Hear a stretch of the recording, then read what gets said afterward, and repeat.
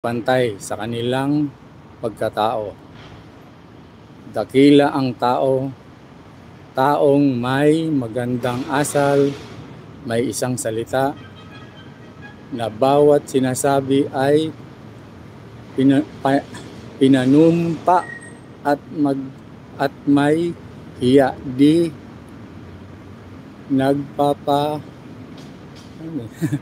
mahirap basahin, alaya. Nagpapabigat,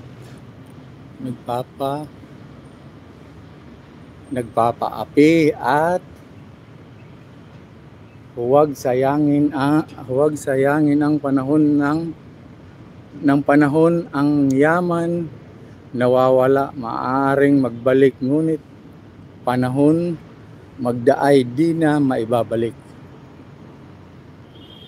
Ang talinghaga ito.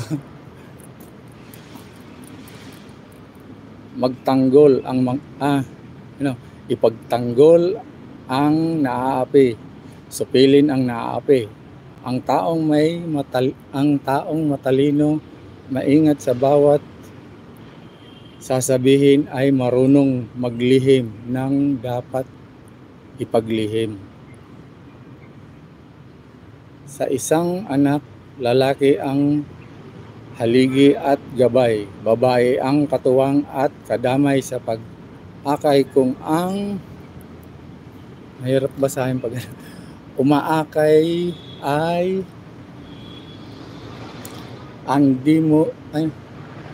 umaakay ay tungo sa masama, ang inaakay ay masasama din, masasadlak. Ang di mo ibig gawin sa asawa mo, anak mo at kapatid ay huwag mong gawin sa asawa, anak at kapatid ng iba. Ang babae ay huwag mong paglaruan at pagsamantalahan. Alalahanin ang inang pinagmulan at mag-iwi sa iyong kapanganakan. Ang mga aral na ito ay dapat pahalagahan upang matagumpay sa minimithing kalayaan. Yon, binasa lang natin. Mahirap basahin dahil madilim pa at saka tinatalo yung reflect ng ating ilaw. So yan, ikot lang tayo dito. Ito yung parol natin. This is okay, lihim, but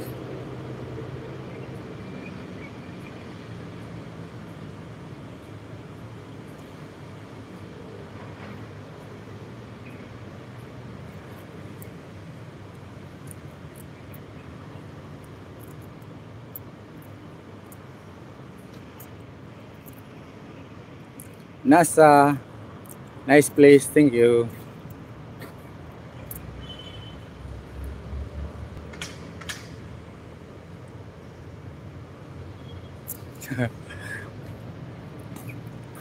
Gigi.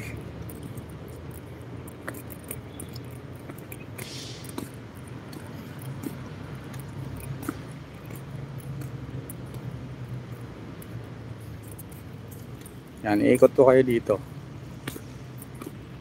Ayun o. Ayun, meron palang doon. Tingnan nga natin.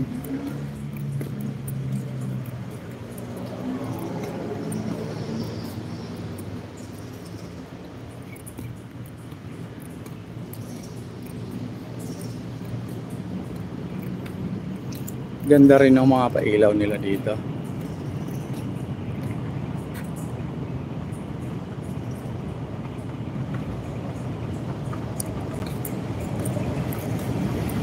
Ay, may rides.